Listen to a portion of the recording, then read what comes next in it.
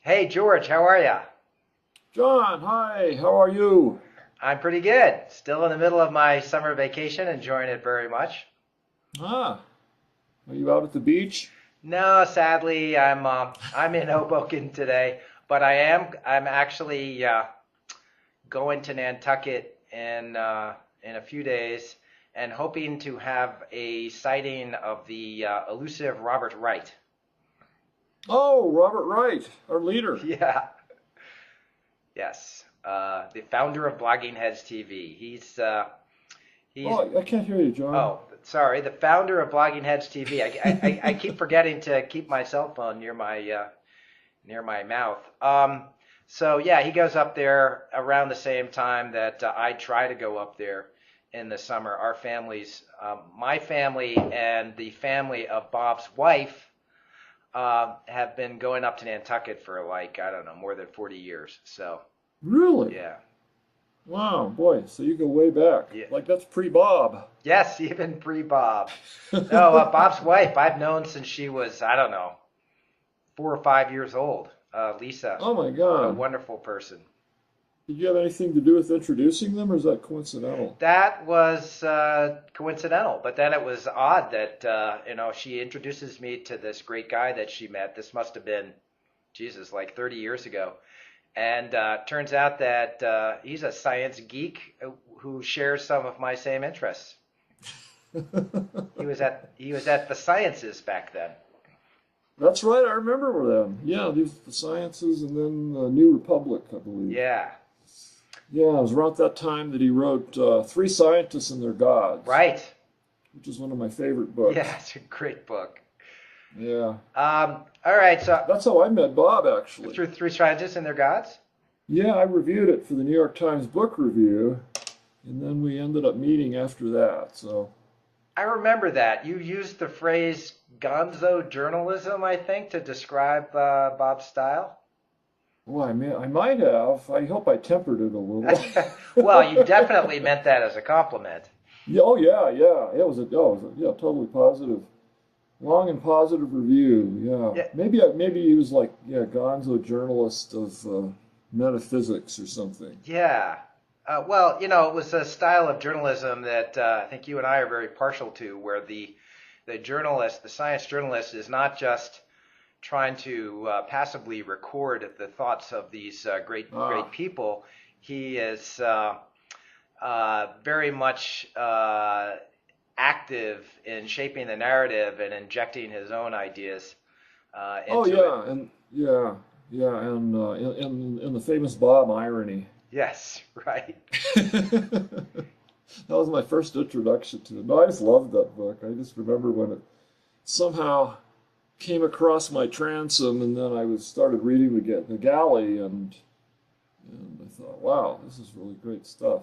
Yeah, and it had some of the same themes that you and I have written about in in our books, sort of the Yeah, science as a kind of quest for meaning and the ultimate purpose of existence, and yeah, all these really grand questions, which the drive to find order in the universe. yeah, which we're all still trying to grapple with, and we always will be, I'm sure. Well, yeah. Speaking of which, yeah, that was well, it was both the theme of one of my raw data columns, I guess my most recent one, and then also it sounds like it was this theme of that meeting that we talked about a little bit last time, where you met up with Rupert Sheldrake, Hmm.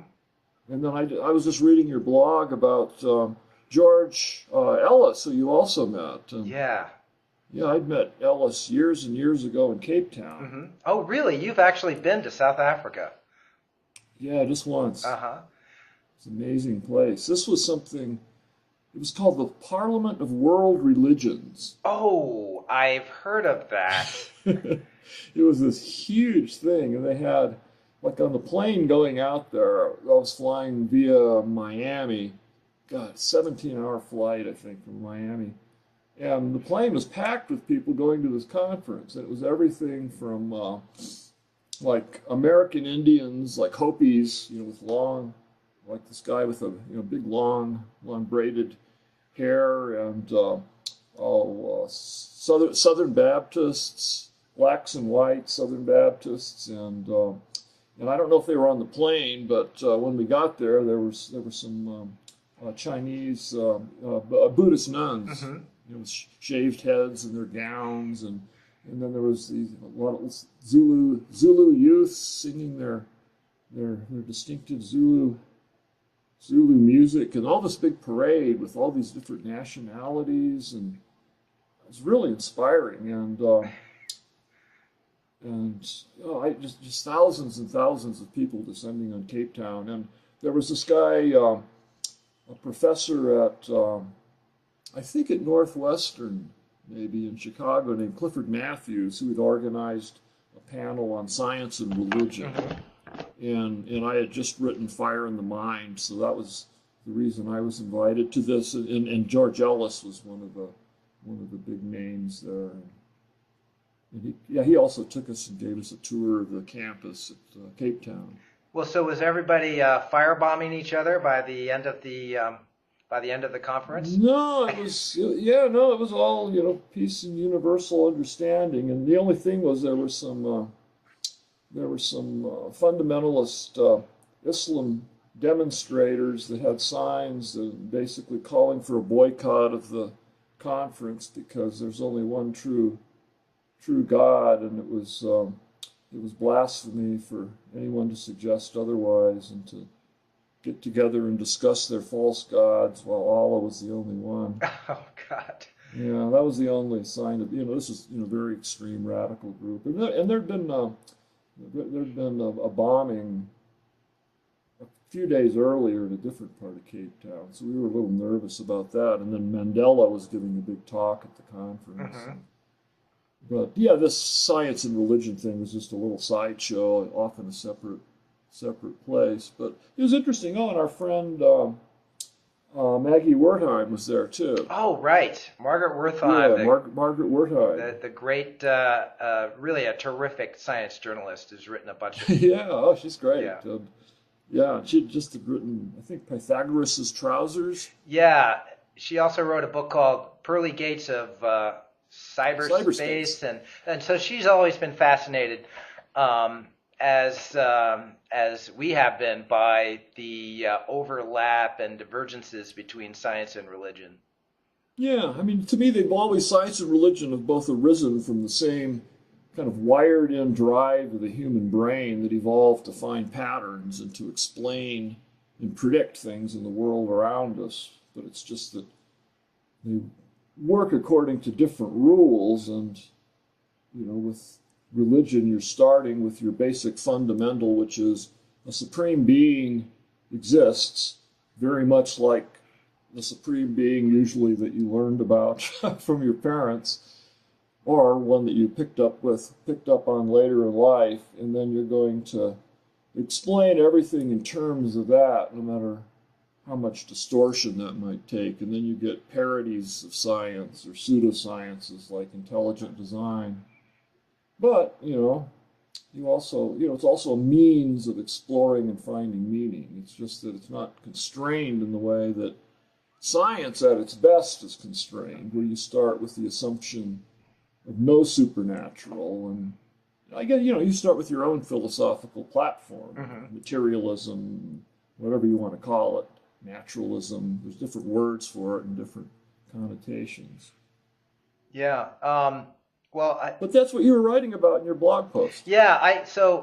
I had heard of George Ellis before, and I knew him by reputation as somebody who was a major figure, particularly in understanding and applying general relativity. So he did a book that's now seen as a classic, called, I think it's The Structure of Space-Time.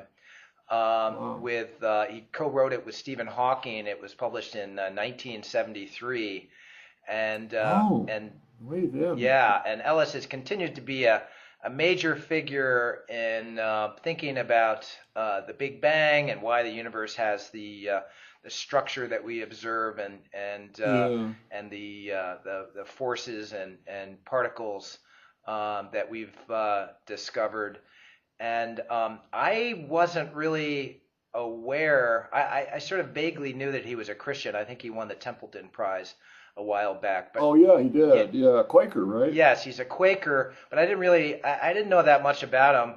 And then he was staying in the same mansion that I was staying in England at this wacky conference with Yeah. Rupert Sheldrake, and Carlo Rovelli was also there, Oh and yeah, Carlos Loop Frank. quantum gravity. Yeah, another cosmologist named Carlos Frank, who I'd met before. A really interesting bunch of people. And there are a couple of things that struck me about George Ellis. One was that we immediately established that we were annoyed by some of the same trends in modern physics, multiverses Yeah, and string theory, and this sort of gradual drift away from empiricism yeah. in some realms of physics. And he was very annoyed at this idea that maybe falsification isn't that important after Oh, all. Sean Carroll's thing. Yeah, and and he was disturbed that the sort of experimental grounding of physics had been lost, and he actually participated in a session called the end of experiment or something like that, in which he Mm, was saying that no, it should not be the end of experiment. We yeah, need to get back to our empirical roots. But yeah. then he also was talking about sort of ethics and philosophy. He was very annoyed that there'd been all this philosophy bashing by some very prominent physicists. So Lawrence Krauss is Oh one. yeah, it's like a sport, Yeah. blood sport. Stephen Hawking said some really nasty things about philosophy a few years ago, Yeah. and Oh yeah, even Neil deGrasse Tyson, who's this really amiable guy, did some yeah. philosophy bashing Oh yeah, in some online video recently. yeah. So people are just taking these cheap shots, and Oh yeah, and it goes back. It goes back at least to Murray Gell-Mann and Richard Feynman. right, Making like disdaining, and the whole idea is like, why are you wasting your time with this metaphysical explanation? And you're just because you're not smart enough to be physicists like us. That's right. sort of a flavor of a lot of it. But before we go on with that, did you see Sean Carroll wrote something recently in one of his blogs defending philosophy Oh, and really? saying that Okay. yeah, and coming out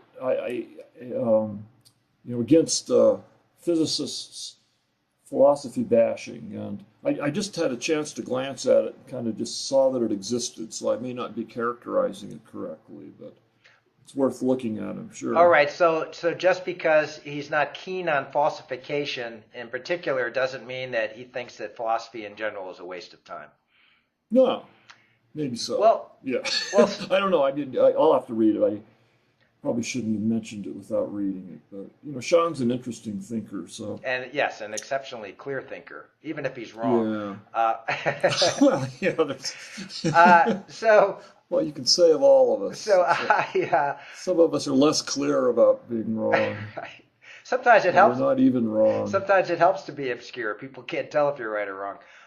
Oh yeah, that's So I did this Q&A with actually since we spoke, I did a Q&A with Rupert Sheldrake, who I met Mhm. at this conference, and which turned out to be very popular. I kind of expected that.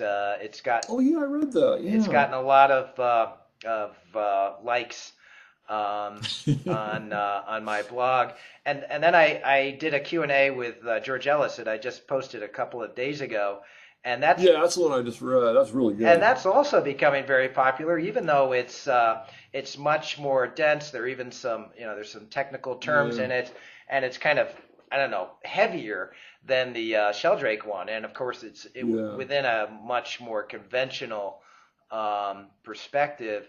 But he very eloquently, I think, argues on behalf of philosophy and says that the great the founders of modern physics, Einstein and Bohr and people like that, were very yeah, philosophically sophisticated and concerned with philosophical issues, how we know yeah, reality and how we can assume certain things to be true, and what's the connection between data and the truth claims that we make based on that. I mean, these yeah, issues became particularly urgent with the rise of quantum mechanics, which had such bizarre philosophical implications. But one thing that There was a great, if you don't mind, there was an sure, exchange between the two of you that I'd like to read part of it that really struck me. sure, So you asked, you said Krauss, referring to Lawrence Krauss, Stephen Hawking, and Neil deGrasse Tyson have been bashing philosophy as a waste of time. Do you agree? And Ellis says, if they really believe this, they should stop indulging in low-grade philosophy in their own writings. You cannot do physics or cosmology without an assumed philosophical basis. You can choose not to think about that basis. It will still be there as an unexamined foundation of what you do. The fact that you're unwilling to examine the philosophical foundations of what you do does not mean that those foundations are not there. It just means they're unexamined.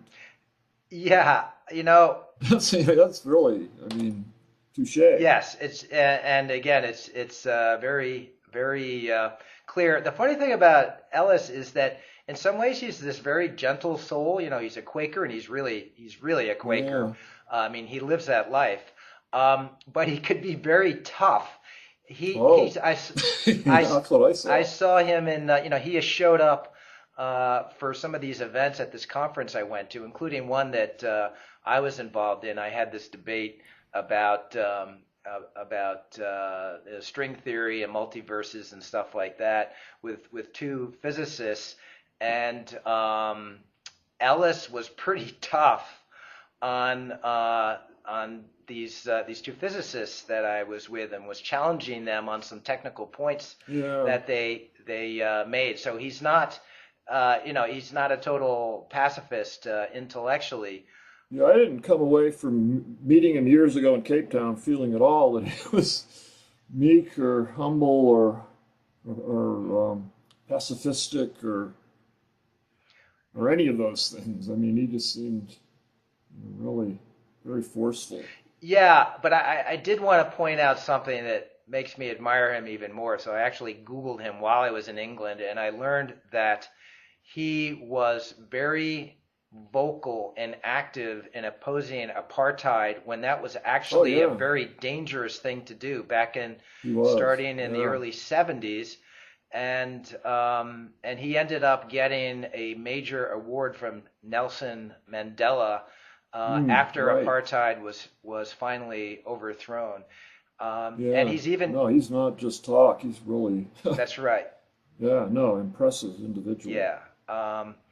So anyway, yes, that was enjoyable. And, I thought some of the issues that came up in that post and, sort of these philosophical issues that, of course, arise in science, especially science as fundamental as particle physics and cosmology. You were dealing with those in your, I think it's your most recent column raw data for the New York Times. Yeah, that was it just came out.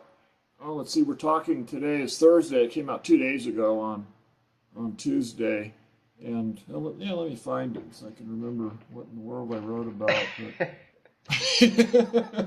you know how that goes. Yes, I do indeed. Let's see. I have to go to my own website. I know you mentioned, well, the two figures I remember are Thomas Nagel, the philosopher who wrote and his book Mind and Cosmos, and then you said something nice about Max Tegmark, the multiverse enthusiast. Yeah. So the headline was Beyond Energy, Matter, Space, and Time, and kind of the thing I was exploring. I just wanted to do this essay, and you we define Copernican as being this idea of unseating the very anthropocentric perspective of people when they think about the universe or anything. So basically Copernicus, by being among the earliest astronomers to suggest that the Earth was not the center of the cosmos, but rather the sun was, and we were kind of off to the side orbiting around it. That's narrowly called the Copernican revolution. And of course it took Kepler and Galileo to really nail it. But but now the term is kind of used very generally. So you could say that the Darwinian revolution was Copernican in the sense that it displaced man as the focus of creation. So or even from the top of the evolutionary tree, it's not like everything is converging up to us, but we're just off on one of these twigs where we have these rather remarkable skills and things like consciousness and subjective experience. So, but anyway, so it just got me to thinking about how the Copernican concept applies not just in space, saying we're not the center of creation in any way, but also that not necessarily the time in which you and I and everyone we know is living is the time when we have all of the tools necessary to understand the universe. And that right now, the basic assumption is that everything in science comes down to mass or matter, energy, space, and time.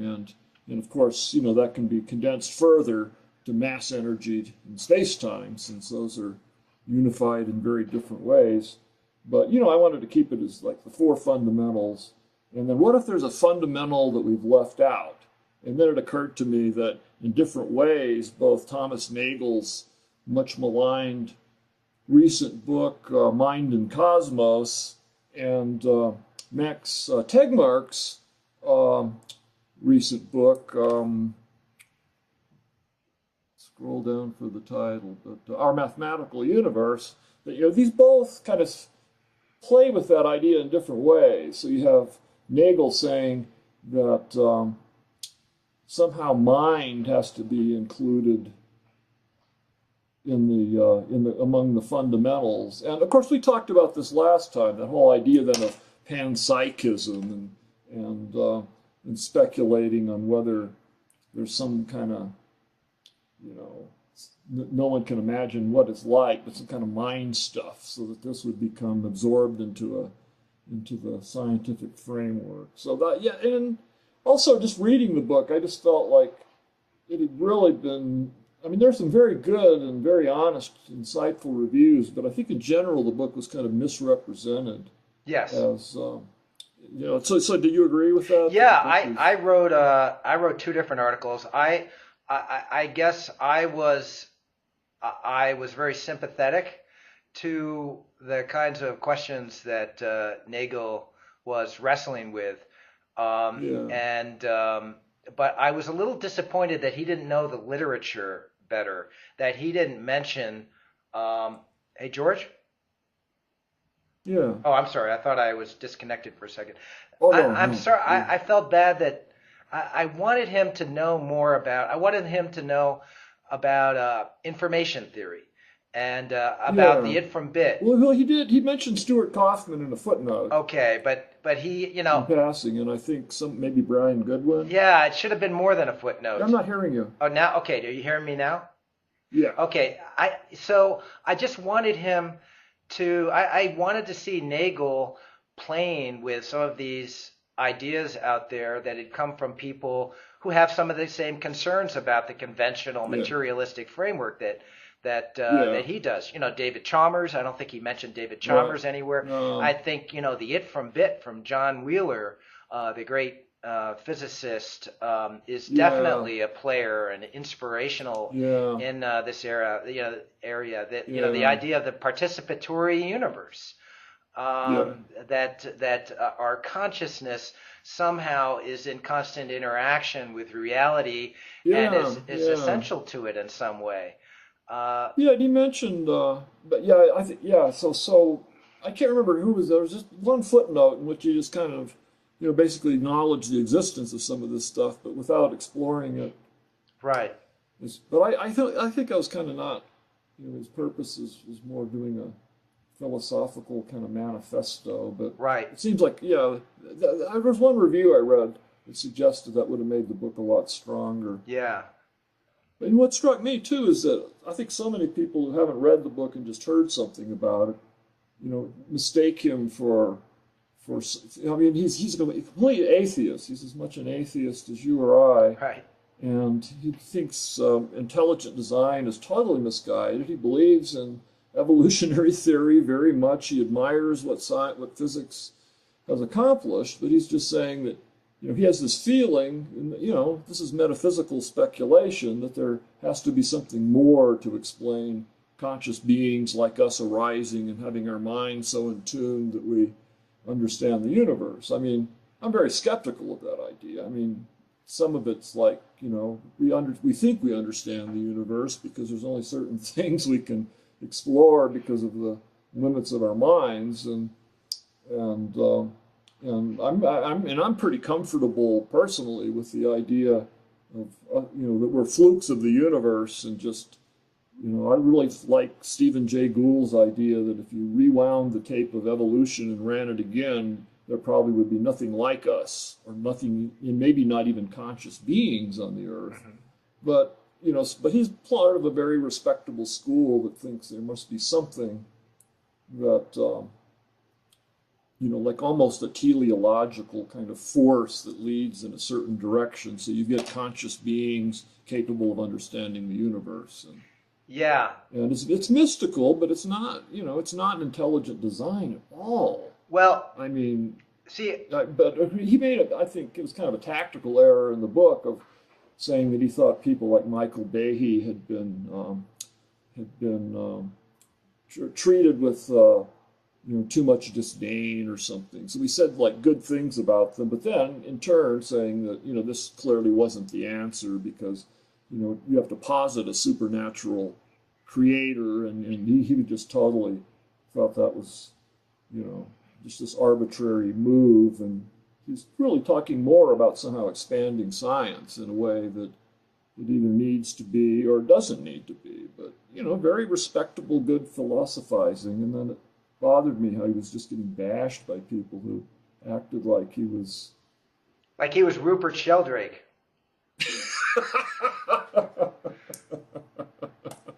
Yeah, but people are really interested in this stuff. I got, all the columns I've written, that's one of the ones that I've gotten the most emails and the most Twitter activity, and most of it by far positive. There are a few people that incredibly, to me, thought that I was writing propaganda for intelligent design. Oh, Jesus.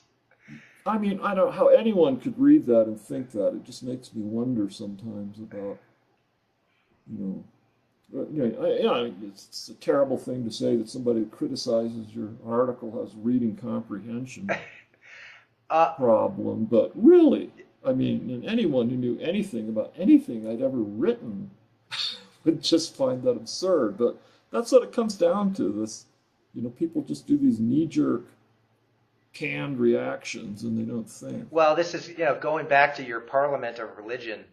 There are certain people who are, this is all a competition, and they approach these issues like warriors, and they're so aggressive and just on the attack. Instead of even trying to understand, they're looking for something to criticize.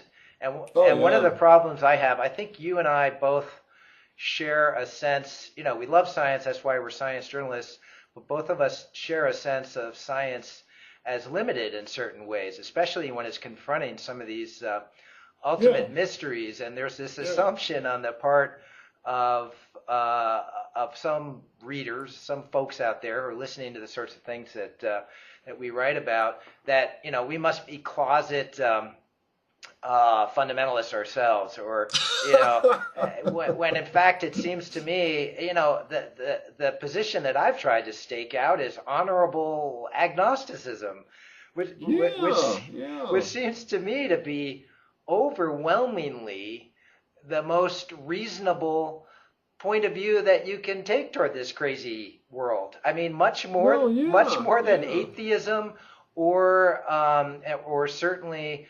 any kind of fundamentalist religious point of view. Yeah. Anybody who thinks that they have all the answers to what's going on in this world, whether it's scientific answers or religious answers, is self-deluded as far as I'm concerned. Well, it's the difference between science and scientism. Right. I mean, And it's clearly, I mean, remember one thing that Richard Dawkins said when we were at that seminar years ago at Cambridge, England, that Templeton seminar on science and religion, and Dawkins, was talking, he's just going, one after one and just demolishing all of the objections to, the objections of the,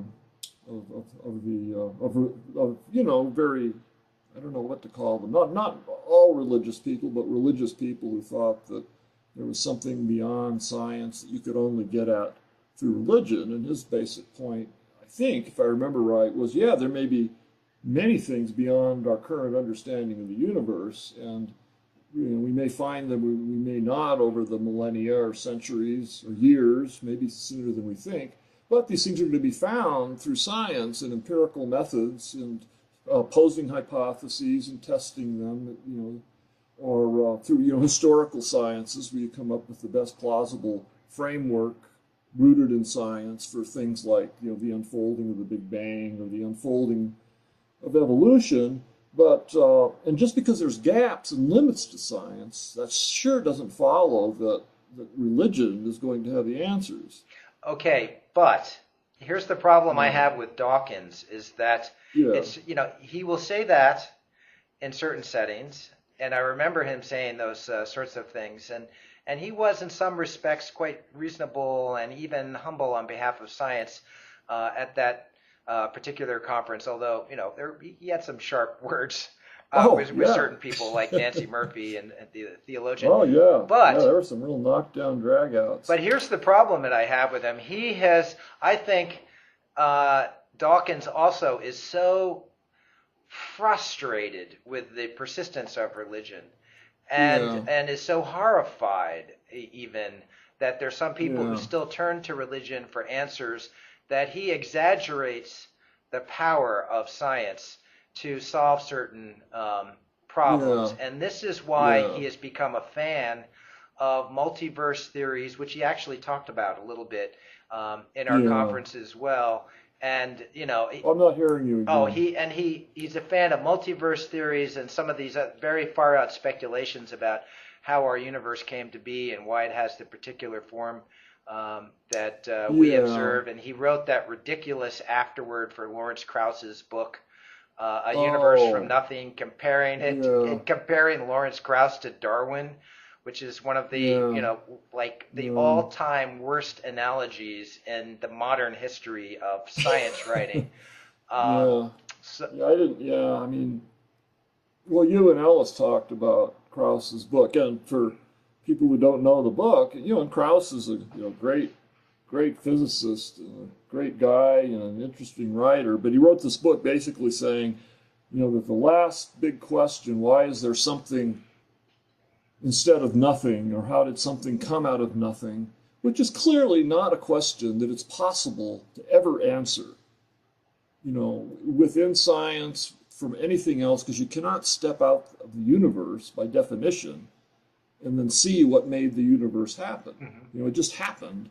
And, and then to claim that, so his thing was if certain rules of quantum mechanics and, the quantum fluctuations in the vacuum, which of course, as people who follow, as we physics fans know, the vacuum isn't empty, but it has these little bursts of energy coming in and out, particles coming in and out of existence, virtual particles, just quick enough to get through the Heisenberg loophole, but just this constant roiling virtual something.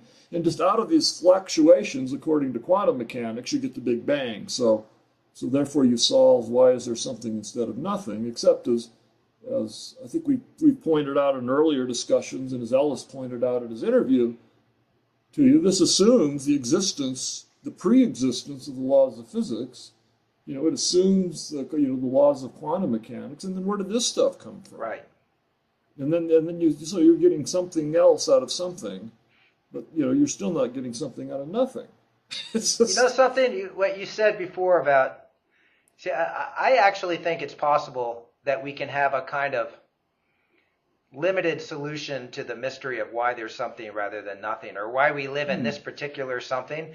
Let's just say that somehow we discover, aliens land on the White House lawn tomorrow, and they say, they are from the universe BXXQ next to ours, and our universe is an experiment that they created in a laboratory. All right, physicists have talked this way, creating baby universes in laboratories.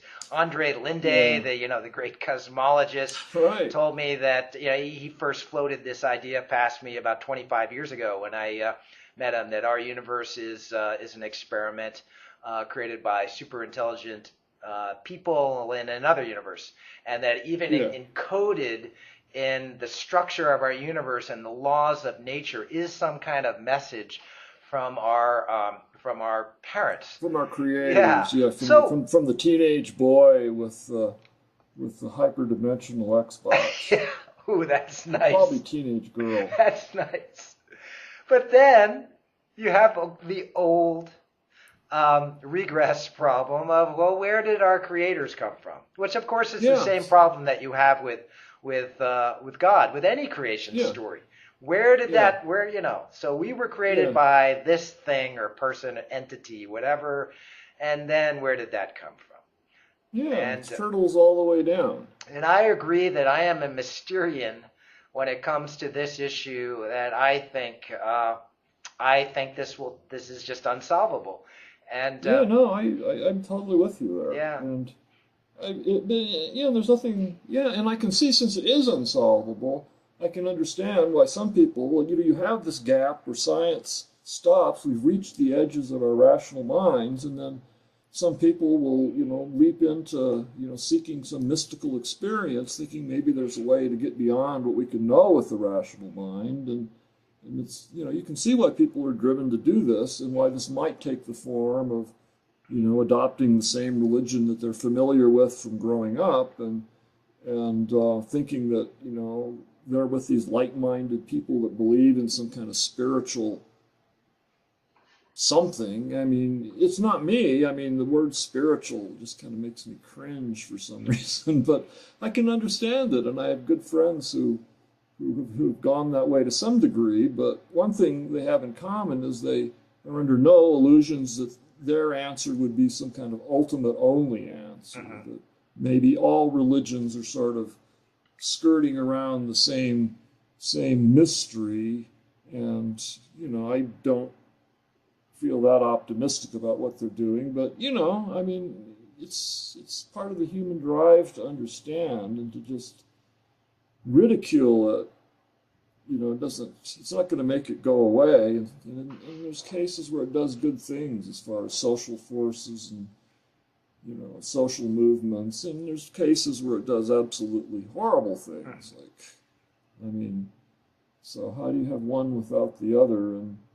But I'm kind of with Dawkins too, with just kind of being astounded, thinking, what year was that? The Time magazine did their famous cover saying God is dead. Oh, like early 70s. Yeah, and I thought, we're all beginning. Science is progressing. We're getting more and more educated. Education is spreading throughout the world, and religion's going to slowly get less and less, and then it's going to fade away into being this obscure little thing that a few curious souls participate in. And nothing like that's happened. No.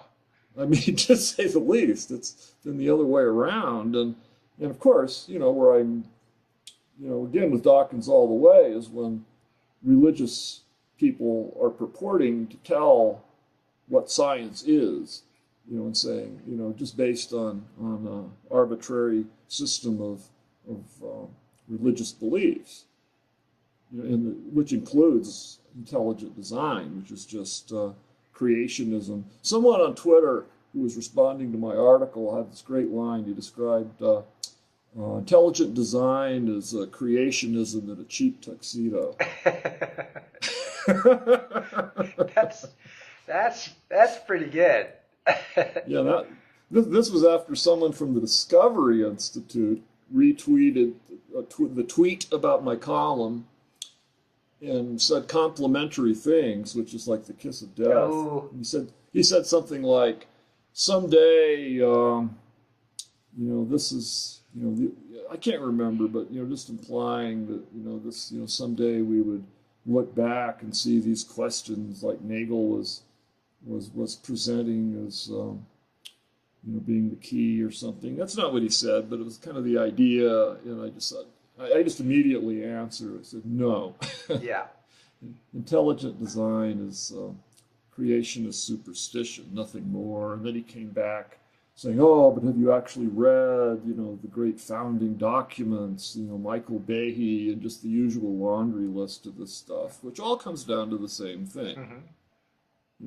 You posit the existence of a supernatural creator and then try to show, the irreducible complexity that a cell can't possibly have evolved, and yet there's so many plausible scenarios by which that's exactly what could happen. Or you harp on, which is kind of what Nagel does, the fact that we haven't come really close to solving or having a consensus on how life began in the first place. Yeah. RNA versus DNA. But again, to me, what's wrong with just thinking it was just this amazing fluke? It might easily never have happened, but once it did, here we are, just like you win the lottery. It might have so easily not have happened, and yet. Yeah. Well, I just wanted to get back to Max Tegmark, because. Yeah, you're kind of fading out again. Oh, I'm sorry. I just wanted to get back to Max Tegmark and how. Because I also wrote about Tegmark, and for him, the missing ingredients is mathematics, and not only should it be included among the fundamentals, time, space, mass, energy, but that all of these arise from mathematics in some way that he doesn't pretend to, know. But he has chapter after chapter of stuff on information theory and information physics, you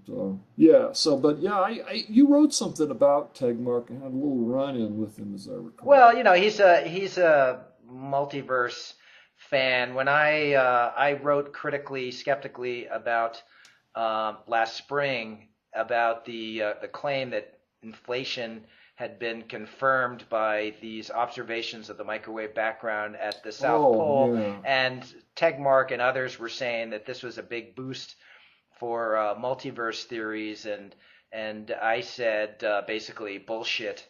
And then Tegmark posted a comment on my blog and compared me to creationists for being so close-minded about multiverse theory. And I said, so you're comparing my criticism of a theory that by definition can never have any empirical validation with another theory, a theory of evolution by natural selection, which is one of the most overwhelmingly corroborated theories of all time. You're trying to equate those two things. I mean, it was. I took it as just kind of a sporting competition with him. He seems like a really nice guy, but I think he's a really nice guy. I'm sure he is, but I just want to address this, this issue, this kind of number mysticism that you get in certain physicists, and it appealed to me a lot. I used to be really into it. The anthropic principle was actually inspired by musings of who was it, Brandon Dickey and some other fellow back in the 1950s. Oh, right, Robert Dickey. Robert Dickey, and then there was some other guy, Brandon something or other.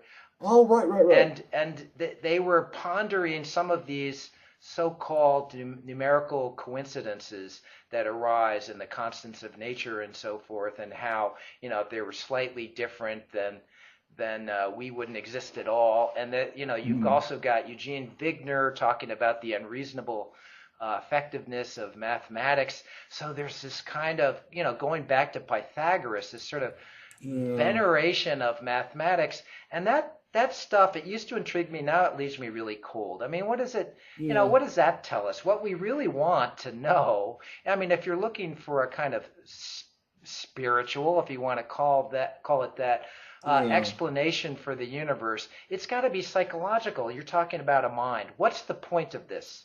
What's the point of existence? What was the motivation of whatever thing, creature, God, in creating this? And what's the ultimate purpose of it? What's the point? Where are we headed? What's the goal? And those are questions about psychology. And and it raises then you're cutting out. It raises the problem of evil. And if you think that there's which is just totally inadequately addressed by any religion that I'm aware of, they just retreat into negative theology and say, well, God is inscrutable. We can't know anything about God's ways, and shit happens and all that kind of stuff, and, which is almost identical to the view of atheist scientists that it's all just random and coincidence. So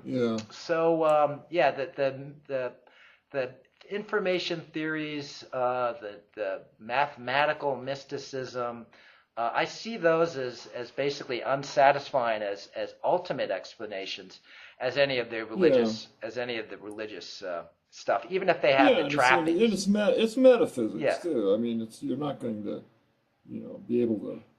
I mean, Tegmark in his book apparently suggests ways that it supposedly could be tested, but they're very open-ended. And there was a really good review that I quoted by Edward Frenkel. Yeah. The mathematician who recently had a popular book out about mathematics, and he reviewed Tegmark's book, and really excellent. And then he points out a couple of interesting things, and one of them is actually of the mathematics that people have discovered or devised, depending on your point of view.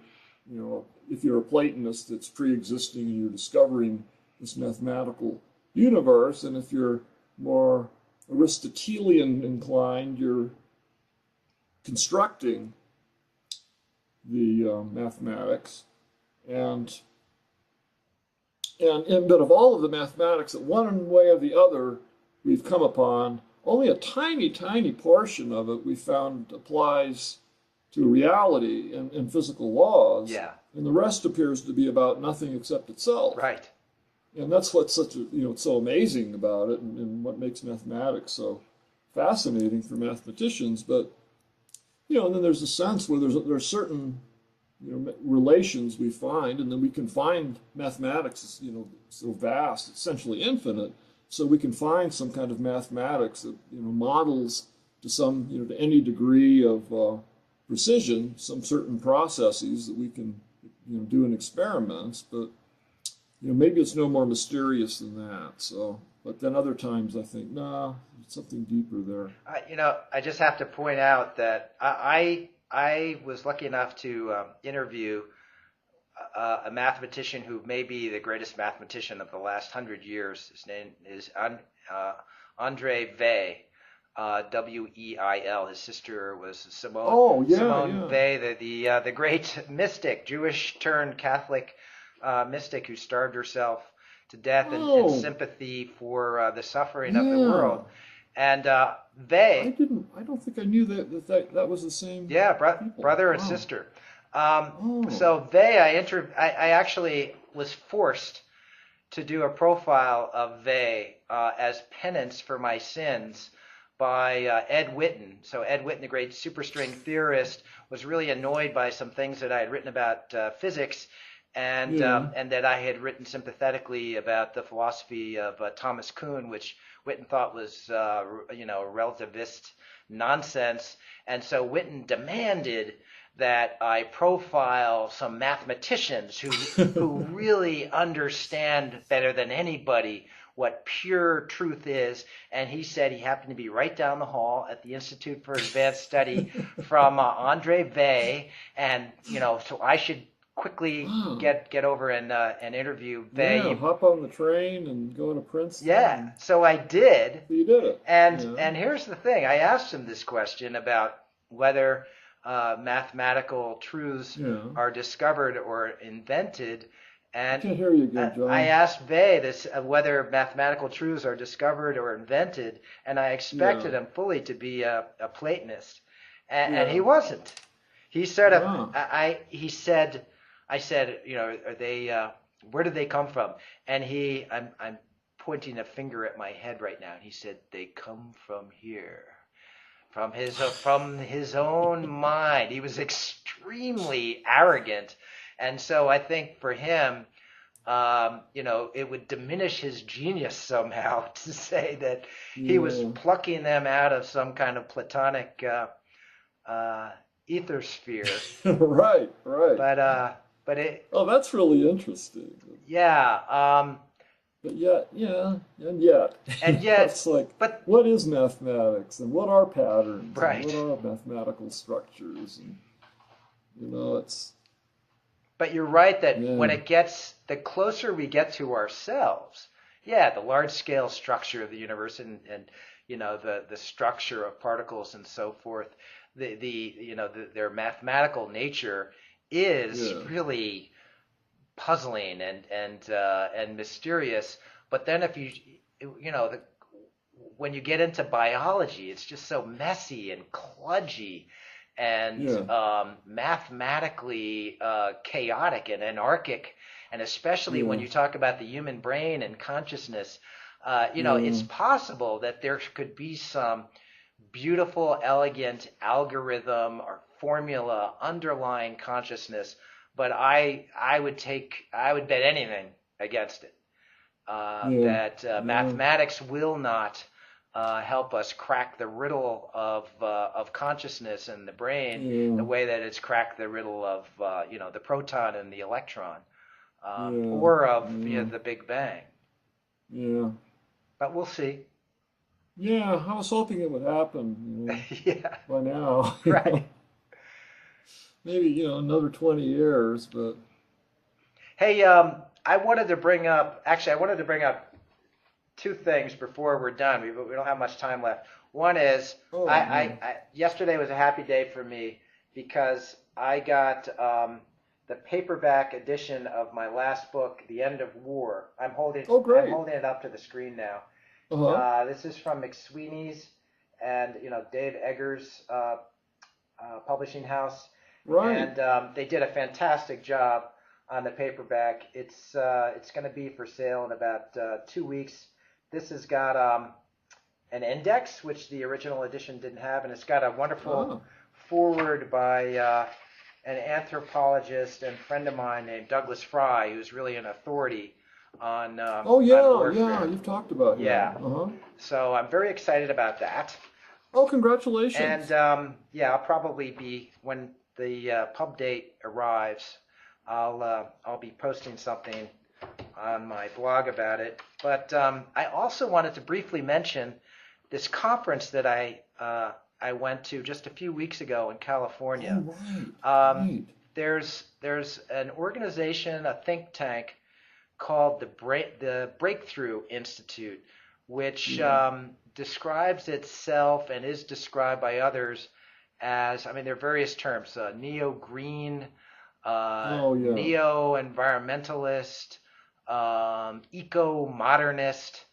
The basic idea, and it was founded by these two guys, Michael Schellenberger and Ted Norhaus. Yeah, and I actually interviewed Schellenberger for Blogging Heads TV, I don't know, maybe 4 or 5 years ago. And they have challenged some conventional environmental assumptions. They first became famous for their point of view when they wrote a paper called the End of Environmentalism or the Death of Environmentalism. Oh yeah, it was a real manifesto, and it was just kind of saying, wasn't it that the environmental movement was taking the wrong tactics and unrealistic kind of Rousseauian sort of goals of going back to an earlier age when you have to take the inevitability of progress seriously, something like that? Yes. So they think, one of the things that struck me most about their original essay, and then they expanded that into a book, and I brought Oh, them. you're fading out on me, They John. expanded that into a book, and I brought them to Stevens to talk about it at greater length with Andy Yeah. Revkin. But one of the things that they said that struck me was that humans only really start to give a shit about the environment, about nature, whatever that is, as opposed to their own selfish needs, when they reach a Mm. certain level of affluence. Yeah. And so that you need economic development for Oh, there to be a robust environmental movement, a robust grassroots yeah. You need concern. educated people. Yeah, and what that translates into also, they accused conventional environmentalists of being anti-industrialization, Yeah. anti-technology, anti-science. I mean, some of this is overstated to a degree, and they've been accused of setting up straw men. But I Yeah. think their Yeah. complaints are also legitimate, or even more. They're provocative. I think they're asking important Yeah. questions and sort of stirring the pot in ways that I think are productive. And Yeah. now they've become sort of a big deal. They have this dialogue every year out in California. This one was held in Sausalito. They're Yeah. based in Oakland, and there were several hundred people there. Lots of really interesting speakers. Andrew Morton was there, our old friend from The Economist. The first night I was there, I'm sorry. Who was it? Oliver Morton, excuse me. Oh, Oliver Morton. Yeah, no, New Scientist and later Nature. The Economist. Oh, The Economist. Yeah. The Economist. Right. Right. Right. And I sat right across the table my first night there at dinner from Stuart Brand. Oh, yeah. Yeah. So Portale Institute. Well, yeah, yeah, Sausalito is his home base. So one of the things, and Stuart Brand is typical. He's a kind of guiding light for the Breakthrough Institute, and Yeah. so he is one of the first environmentalists who said that we need to reconsider opposition to nuclear power, and that nuclear Right. power is actually Right. essential for combating global warming, and that's a Yeah. position of the Yeah. Breakthrough Institute. They're also pretty Yeah. keen on natural gas and even fracking, because they say that, I mean, basically it comes down to there being better than coal, Better than coal. producing Yeah. less pollution Yeah. and fewer greenhouse gases than coal. Yeah. Um, Yeah. That's a dilemma. It is a dilemma. The most radical thing that they said, and this was the theme of this conference, was that instead of trying to think of ways to curb our energy consumption, which especially in the Mm. United States is extremely high, it's higher here than anywhere else in the world, we should think Yeah. about a world in which we use. I'm sorry, I can't hear you again. We should think about a world in which we use much more energy. Yeah. And that by using more energy, we can decouple ourselves from nature, and preserve nature, and have these communities, very high density cities. This is how I imagined it, maybe powered by solar and nuclear. You can have these vertical factory farms producing the food, Yeah. very kind of, Using less land and very. yes, It sort of sounds like some of like Corbusier, the architect, and his utopian skyscraper cities that he proposed earlier in the 20th century, and oh really, yeah, self-contained with the gardens in the middle and the tall high rises with little communities of like maybe 4,000 people per building, and all having their little farm and garden plots and in the middle, and yeah, building up instead of out. that's it. Yeah, but some of it, you start thinking about it, and it starts to sound like Blade Runner Yeah. when it goes wrong. Right. But that's interesting that this is coming back on the table.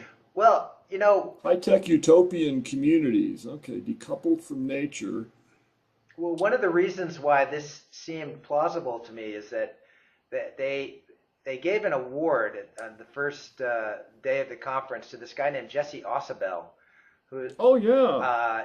So I actually, I'm sorry to say, I wasn't aware of his work before this conference. Yeah, I think I knew him in some other context, but somehow I've met him through some Santa Fe Institute thing, or maybe it was the Rockefeller Foundation. He's been at the Santa Fe Institute quite a bit. He's given a bunch of talks there, and he might even be one of their whatever it is associates.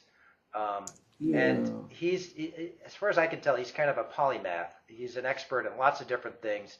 But he presented a talk basically about how, because of various energy-consuming technologies, we now, our usage of land, in spite of the growth of population around the world, has leveled off. Our use of water has leveled off, and then he sort of rattled through a bunch of other natural resources. And so he's saying that and this has happened without any intention behind it. And so he says that if we can kind of direct this process and try to accelerate it, that some of our environmental problems might take care of themselves. Anyway. Okay.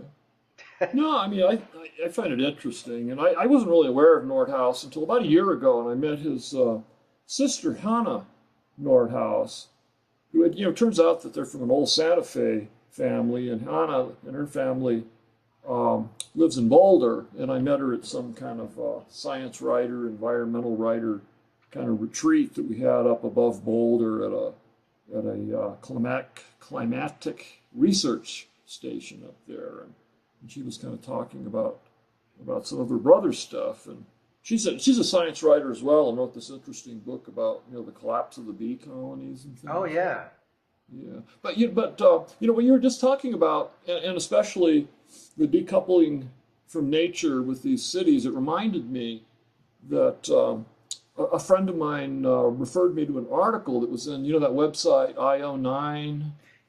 It's "We Come from the Future" is the subtitle, and there's this woman, Annalee Newitz, and she just recently wrote a book. It has this interesting title that I'll have to dredge up from my mind, but it sounded really interesting. But anyway, this was a feature called 10 Failed Utopian Cities That Influenced the Future. And we have like the Octagon City, the vegetarian utopia, and the idea that the octagon was the structure where you could have the maximum amount of light in a building, the maximum number of windows, and then Le Corbusier, a French-Swiss architect, one of the great forefathers of modern architecture, and glass box kind of skyscrapers, and Tom Wolfe wrote this great book, tearing all that apart. But he had the Machine City, and it was based on an idea he called purism.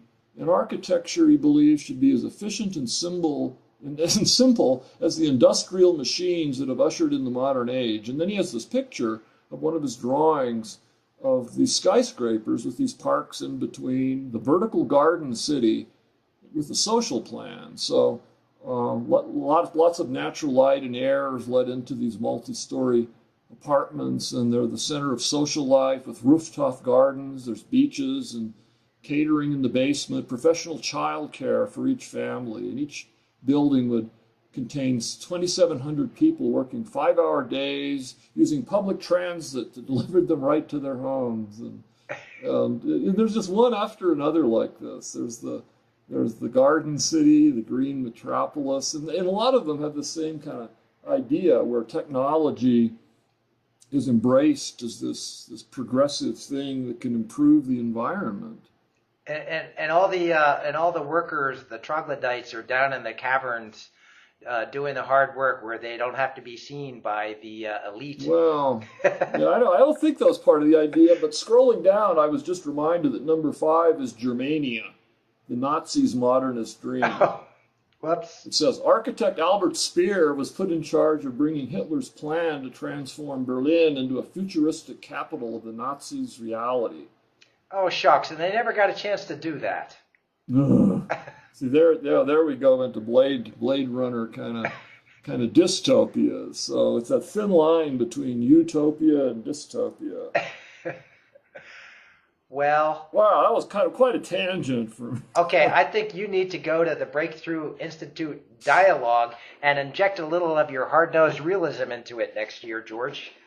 Okay, no, I'd love to go. I would love to because no, I really find this stuff fascinating. And you mentioned in your column about this, that Andy Revkin is kind of the sympathizer, and Keith Klure, who's this really interesting environmental blogger, Discover Magazine.